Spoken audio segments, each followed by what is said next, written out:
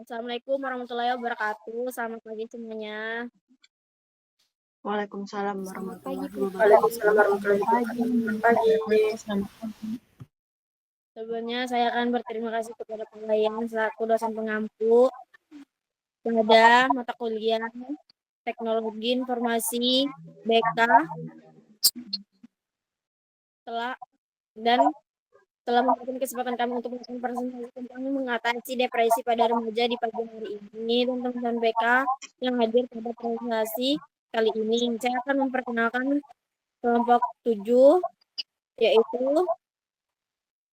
saya Fauzia Jalani sebagai moderator, dan ada juga pemateri yang pertama Aisyah Nabila, pemateri yang kedua Ratna Asia, pemateri yang ketiga Verti Rindiani, dan pemateri yang keempat Rita Melia, dan pemateri yang terakhir yaitu Ernawati. Saya akan membacakan latar belakang. Masa remaja adalah periode yang penuh tantangan dengan banyak perubahan emosional. Ketidakmampuan dalam mengatasi perubahan ini dapat memicu depresi. Era digital saat ini menawarkan solusi inovatif untuk mendukung kesehatan mental remaja melalui berbagai platform online. Dengan teknologi, remaja bisa mengakses layanan konseling dan mendukung mental kapan saja dan mana saja. Media sosial, aplikasi mobile, dan platform video call memudahkan mereka untuk mendapatkan bantuan tanpa harus bertemu langsung. Selanjutnya, tujuan penulisan. Yang pertama, memahami bagaimana platform digital dapat membantu remaja dalam meningkatkan kesadaran dan akses terhadap layanan kesehatan mental. Yang kedua, menganalisis penerapan TIK dalam meningkatkan kesadaran kesehatan mental pada remaja melalui platform digital. Yang ketiga, menjelaskan peran bagaimana platform yang digunakan sebagai sarana untuk mendukung pemulihan dan pencegahan depresi pada remaja. Yang keempat, meningkatkan kesadaran akan pentingnya kesadaran kesehatan mental di kalangan remaja dengan alat yang dibantu dalam pencegahan dan penanganan depresi. Saya akan memberikan kepada pemateri yang pertama. Terima kasih moderator. Selanjutnya saya akan membacakan manfaat penulisan. Laporan ini akan memberikan pedoman tentang cara memberikan layanan konseling yang lebih baik dengan menggunakan berbagai platform digital. TIK memungkinkan konselor untuk menjangkau lebih banyak klien bahkan di daerah terpencil, meningkatkan kualitas dan efisiensi layanan. Selain itu, teknologi memungkinkan konselor untuk memberikan dukungan secara real-time melalui obrolan atau video call.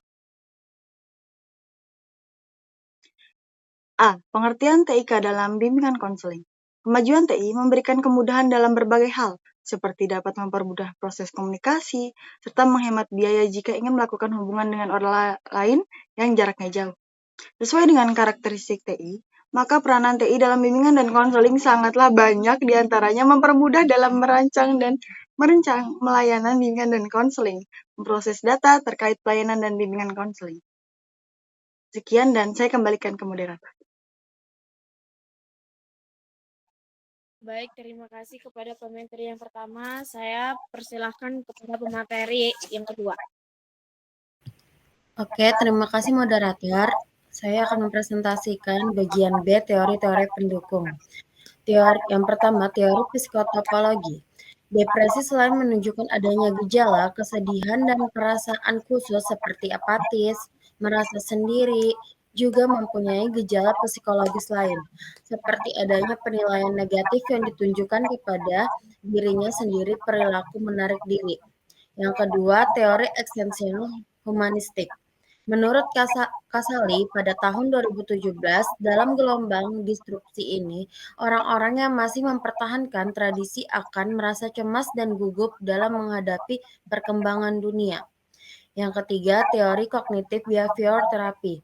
Hasil penelitian menunjukkan adanya peningkatan yang bermakna pada efikasi diri setelah mendapatkan CBT pada kelompok intervensi. Sebaliknya, pada kelompok kontrol terjadi penurunan yang tidak bermakna. Selanjutnya yang C, peran dan manfaat TIK dalam bimbingan dan konseling. Peranan teknologi informasi dalam bimbingan dan konseling sangatlah banyak. Di antaranya mempermudah dalam merencanakan dan merancang pelayanan bimbingan dan konseling, memproses data terkait pelayanan bimbingan dan konseling, menciptakan aplikasi dalam membantu pelayanan bimbingan dan konseling, mengolah data pelayanan bimbingan dan konseling. Manfaat teknologi informasi dalam bimbingan dan konseling. Manfaat yang dimaksud dijelaskan sebagai berikut. Yang A, memicu ketertarikan minat siswa untuk memanfaatkan atau mengikuti bimbingan dan konseling dengan penuh dukungan. Minat atau interest, sikap atau attitude, perhatian atau attention, motivasi atau motivation, sehingga merasa betah untuk melibatkan diri dalam kegiatan layanan bimbingan dan konseling yang dilaksanakan. Sekian dari saya kembalikan ke moderator. Baik, terima kasih pada pemateri. Saya persilakan kepada pemateri selanjutnya. Baik, terima kasih moderator. Manfaat teknologi informasi dalam layanan BK yang kedua yaitu siswa memperoleh kemudahan proses, efisiensi waktu, dan tenaga dalam kegiatan bimbingan dan konseling. Karena dengan menggunakan media berbasis YI, dapat dihindarkan kebosanan akibat kegiatan berulang-ulang pada penerapan metode konvensional. Next. Masuk ke metode penelitian, yang pertama ada desain penelitian. Penelitian ini menggunakan desain penelitian studi literatur untuk menelusuri dan menganalisis literatur ilmiah yang relevan dengan topik peran bimbingan dan konseling dalam mengatasi depresi pada remaja. Yang kedua, ada subjek penelitian. Dalam penelitian ini, subjek yang terlibat meliputi klien yang merupakan remaja yang mengalami gejala depresi, konselor yang bertanggung jawab memberikan dukungan emosional, serta orang tua dan guru yang berperan penting dalam mendukung dan membantu kondisi psikososial remaja tersebut. Sekian dari saya kembalikan ke moderator. Baik, terima kasih kepada pemateri. Saya serahkan kepada pemateri selanjutnya. Baik, terima kasih moderator. Selanjutnya saya akan melanjutkan materi dari Rindi. Metode penelitian. Ini menurut instrumen penelitian, artikel ilmiah yang diterbitkan dalam jurnal ilmuah reputasi yang membahas topik depresi pada remaja dan peran bimbingan dan konseling dalam mengatasinya. Jurnal ilmiah yang berfokus pada kesehatan mental remaja, khususnya yang membahas tentang depresi dan peran bimbingan konseling. Di dalam buku TK dan buku referensi yang membahas tentang depresi pada remaja dan peran bimbingan dan konseling dalam mengatasinya. Prosedur pengumpulan data. Langkah-langkah yang dilakukan dalam mengumpulkan data untuk penelitian ini meliputi A. Pencarian sistematis literatur, B. Pencarian literatur, C. Penyeleksian literatur, D. Pengumpulan data. Next.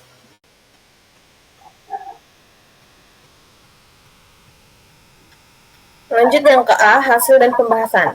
Deskripsi kasus. Latar belakang kasus klien, remaja yang menjadi subjek penelitian ini adalah remaja di SMK Negeri 2 Sangaraja yang berusia antara 15 hingga 18 tahun. Banyak dari mereka telah mengalami kekerasan, baik fisik maupun emosional, yang berupa penganiayaan oleh orang tua, bullying di sekolah, atau pelecehan seksual. Yang kedua, masalah yang dihadapi yaitu A.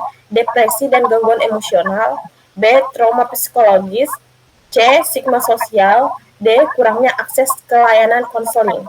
Next. Yang bagian B, hasil penelitian. Pengertian dan penyebab depresi. Pengertian adalah kondisi kesehatan mental yang serius dan kompleks yang ditandai dengan perasaan sedih yang mendalam, kehilangan minat dan aktivitas yang biasanya disukai, serta gejala emosional dan fisik lainnya yang dapat mempengaruhi kualitas hidup. Bagian B, bimbingan dan konseling dalam menangani kasus depresi pada remaja. Bimbingan dan konseling sangat penting untuk menangani masalah kesehatan mental, khususnya depresi remaja. Yang selanjutnya, penerapan TIK dalam bimbingan dan konseling untuk menangani kasus depresi pada remaja. Penerapan teknologi informasi dan komunikasi, yaitu TIK, dalam bimbingan konseling memudahkan konselor dan remaja untuk mendapatkan informasi dan dukungan yang diperlukan selama proses konseling yang memungkinkan peningkatan kualitas layanan bimbingan dan konseling. Selanjutnya saya kembalikan ke moderator. Baik, terima kasih kepada pemateri. Saya akan mempersilahkan kepada pemateri yang terakhir. Terima kasih moderator. Selanjutnya ada analisis kasus. Yang pertama itu ada teori psikopatologi. Teori psikopatologi berfokus pada asal-usul dan gejala gangguan mental atau emosional. Yang kedua ada teori eksistensial humanistik. Teori eksistensial humanistik menekankan pentingnya pengalaman individu, kebebasan memilih, dan pencarian makna dalam hidup. Yang ketiga ada teori kognitif behavior therapy. CBT adalah terapi yang berfokus pada bagaimana pikiran seseorang mempengaruhi perasaan dan perilaku mereka. Selanjutnya ada yang D, pembahasan. Depresi adalah kondisi mental yang serius dan menantang yang ditandai dengan perasaan sedih yang mendalam, kehilangan minat dalam hal-hal yang dulunya menyenangkan, dan berbagai gejala fisik dan emosional lainnya. Banyak faktor dapat menyebabkan kondisi ini, seperti biologis, psikologis, dan lingkungan. Pengalaman traumatis seperti kekerasan dapat menyebabkan depresi remaja dan memiliki dampak psikologis yang signifikan. Sekian dari saya kembalikan ke moderator. Baik, terima kasih kepada pemateri. Saya akan membacakan kesimpulan. Melalui teknologi web, platform sebagai HELU memungkinkan individu untuk berbagi cerita dan mendapatkan dukungan dari konsultan terlatih, serta mempromosikan pemahaman dan kesadaran akan kesehatan mental.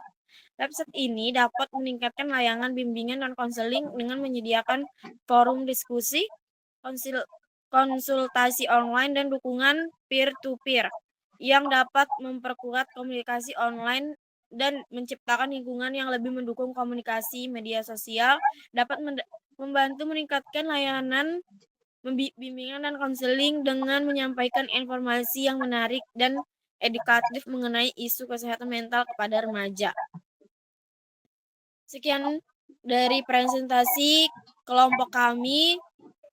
Kalau ada kesalahan mohon dibicarakan baik-baik, bukan malah pergi mencari yang baik. Waalaikumsalam. Assalamualaikum warahmatullahi wabarakatuh.